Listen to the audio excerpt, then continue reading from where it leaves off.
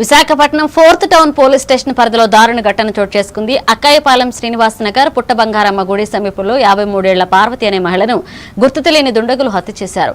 ఆమె గొంతు కోసి మెడలో ఉన్న నల్లపూసల తాడు, బంగారు గొలుసు, చెవి దిద్దులు వంటి ఆభరణాలను దోచుకెళ్లినట్లుగా సమాచారం. భర్త పాన్ షాప్ నిర్వహిస్తున్నట్లుగా తెలుస్తుంది. పోలీసులు కేసు నమోదు చేసి దర్యాప్తు ప్రారంభించారు.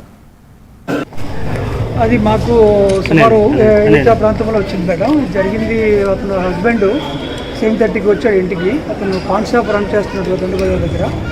అతను ఆమె వైఫ్ ఇక్కడ ఉంటున్నారు, అపార్ట్ ఫస్ట్ ఫ్లోర్లో ఉంటున్నారు. మనకి ఇద్దరు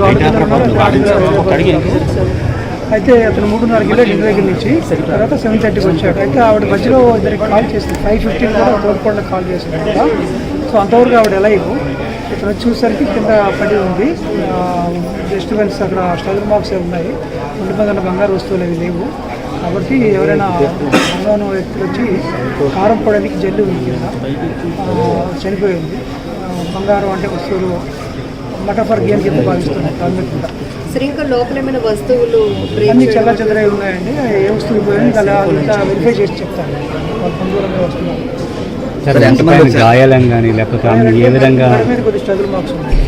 సార్ ఎంతమంది వచ్చినట్లు ఆనవాళ్ళు కనిపిస్తుంది? ఇంకా మనకి తెలియదండి. ఒక ఇద్దరు వచ్చినప్పుడు ఇంకా సీసీటీవీ వెరిఫై చేస్తాం. అది కూడా పూర్తిగా తెలియదు. ఎందుకంటే వాళ్ళ మెడలో ఉన్న వస్తువులకు పుస్తలు తాడు, నల్ల పుస్తలు తాడు, చెవులు అని చెప్తున్నారు హస్బెండ్.